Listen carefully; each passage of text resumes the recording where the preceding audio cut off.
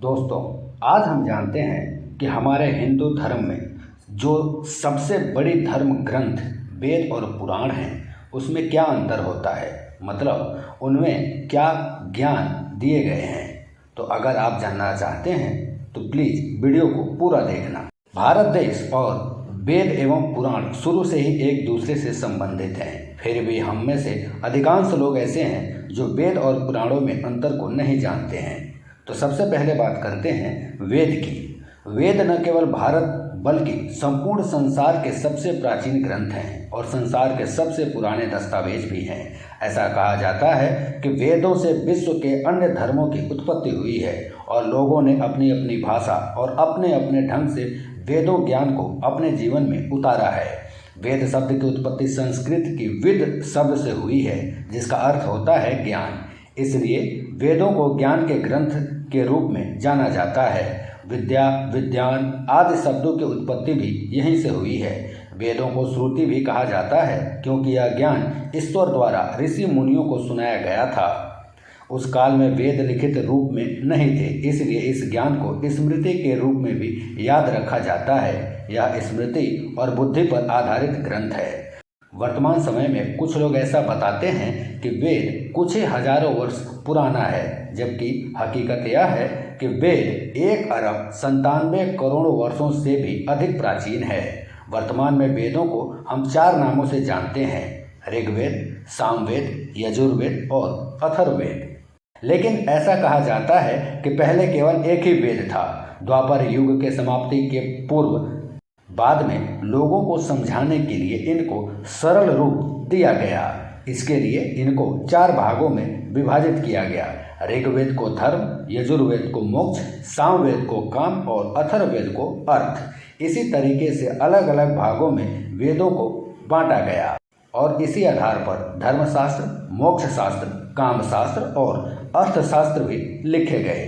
वेदों में मनुष्य के जीवन से संबंधित हर बात उल्लेखित है। उदाहरण के लिए आप जान लीजिए कि वेदों में किन सब्जेक्ट का उल्लेख है। वेदों में आयुर्वेद, खगोल, भूगोल, ब्रह्मांड, ज्योतिष, रसायन, गणित, धार्मिक नियम, भौतिक विज्ञान, प्रकृति, इतिहास, विधि विधान आदि के विषय में संपूर्ण जानकारी दी गई है। अग्नि, वायु और सूर्य देव ने तपस्या करके ऋग्वेद, यजुर्वेद और सामवेद का ज्ञान सर्वेश्वर नारायण के द्वारा प्राप्त किया था। इसलिए इन वेदों को अग्नि, वायु और सूर्य से जोड़ा जाता है। वही अथर्ववेद को अंगिरा से जोड़ा जाता है। ऋग्वेद ये दुनिया का सबसे पहला और सबसे प्राचीन वेद है। इसमें 10 अध्याय, 1028 सूक्त और 11,000 मंत्र उल्लेखित हैं। यजुर्वेद की 2 भाग हैं, शुक्ल और कृष्ण। इस वेद में यज्ञ की वास्तविक प्रक्रिया की मंत्र उल्लेखित हैं। सामवेद, इसमें ऋग्वेद की रचनाएं गीत रूप में हैं। इसमें लगभग सभी मंत्र ऋग्वेद से ही हैं। इसमें अग्नि, सविता और देवताओं की विषय में उल्लेखित किया गया है।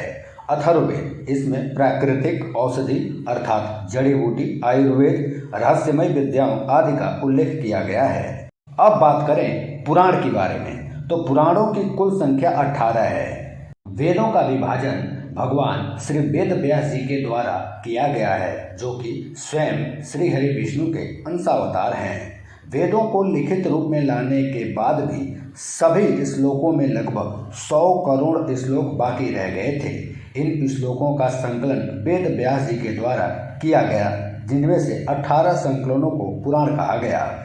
इसके बाद लगभग 18 उप पुराण लिखे गए और इसके अलावा बाकी रहे श्लोकों को लेकर 28 उप पुराण और भी लिखे गए। मुख्य 18 पुराणों में 6 पुराण ब्रह्मा जी, 6 पुराण भगवान विष्णु और 6 पुराण महादेव को समर्पित हैं। श्री हरि विष्णु जी को समर्पित पुराण हैं विष्णु पुराण, नारद पुराण, वामन पुराण, मत्स्य पुराण, गरुड़ पुराण, श्रीमद् भागवत महापुराण।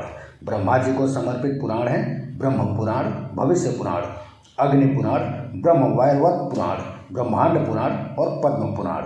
महादेव शिव शंभु को समर्पित पुराण हैं शिव पुराण, लिंग पुराण, कूर्म पुराण, मार्कंडेय पुराण, स्कंद पुराण और वाराह पुराण। अब चलिए अब जानते हैं वेद और पुराण में क्या अंतर होता है। जैसा कि हमने बताया कि वेदों में मानव जीवन से संबंधित हर बात का वर्णन है। वेदों में श्लोकों के माध्यम से नियम बताए गए हैं कि जीवन में हर कार्य व्यवस्थित ढंग से कैसे किया जाए। लेकिन कले हुए मनुष्य के लिए वेदों को समझना बहुत ही मुश्किल है। हर तथ्य के पीछे क्या धारणा और मंतव्य है, यह हमारे लिए समझना बहुत ही मुश्किल है। इसलिए पुराणों में वेदों के नियम को कहानियाँ के माध्यम से समझाने का प्रयास किया गया है। कहानी और इतिहास के माध्यम से हम बेहतर ढंग से समझ सकते हैं कि हमें जीवन में किस प्रकार किस दिशा की ओर अग्रसर होना चाहिए। और हाँ, ये सभी वेद और पुराणों एक ही तत्व के बारे में बताया गया है और वो है परब्रह्म परमात्मा के स्वरूप के बारे में। इसलिए आप इन धर्म ग्रंथों को अलग न मानें, दोनों एक ही हैं। दोनों ग्रंथों के समझाने का तरीका अलग अलग हो सकता है, लेकिन इनका मकसद, इनका लक्ष्य सिर्फ एक ही है और वो है परब्रह्म परमेश्वर के बारे में अधिक जानकारी देना और हमें अपने जीवन को सुलभ और सरल बनाना। मनुष्य योनि में हम कैसे परब्रह्म परमात्मा को जान सकते हैं, इसके बारे में ही वेद और पुराणों के बारे में बताया गया है।